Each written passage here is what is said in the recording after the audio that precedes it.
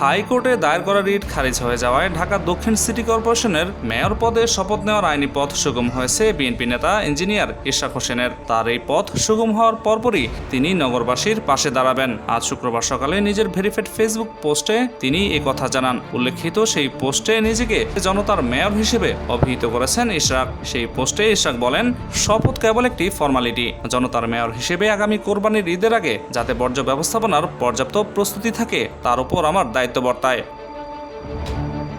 তিনি আরো বলেন, আমি ঢাকাবাসীকে নিশ্চিত করছি, উত্তরে মেয়র না আসা পর্যন্ত সেখানকার প্রশাসন ও পরিচ্ছন্ন কর্মীদের দায়িত্ব পালনে আমি সহযোগিতা করব। পাশাপাশি আজ বিকেলের মধ্যে একটি স্বস্তিদায়ক পরিবেশ তৈরি করার উদ্যোগ গ্রহণ করার কথা জানিয়েছেন তিনি। ইশরাক জানান, দক্ষিণ সিটিতে সাবেক কাউন্সিলর ও বিগত নির্বাচনের প্রার্থীদের সমন্বয়ে জোন ভিত্তিক মনিটরিং টিম গঠনের অনুমোদন দেওয়া হবে।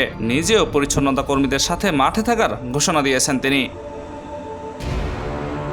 ওই পোস্টের কমেন্ট বক্সে পিন করে রাখা একটি কমেন্টে আগামী সিটি নির্বাচনে নিজের পরিকল্পনার কথাও তিনি জানিয়েছেন। এর আগে ঢাকা দক্ষিণ সিটির মেয়র হিসেবে ইশরাক হোসেনকে শপথ না পড়ানোর নির্দেশনা চেয়ে করা একটি রিট খারিজ করে দিয়েছেন হাইকোর্ট। গতকাল বৃহস্পতিবার বিচারপতি মোহাম্মদ আকরাম হোসেন চৌধুরী ও বিচারপতি দেবাশিস রায় চৌধুরীর বেঞ্চ এই আদেশ দিয়েছেন। সেই আদেশ প্রকাশের পর ইশরাকের শপথ গ্রহণে আর কোনো আইনি বাধা রইল না। 2020 সালের 1 ফেব্রুয়ারি নির্বাচনে আওয়ামী লীগের শেখ ফজলে নূর তাপসের কাছে পরাজিত হন বিএনপি প্রার্থী ইশরাক হোসেন।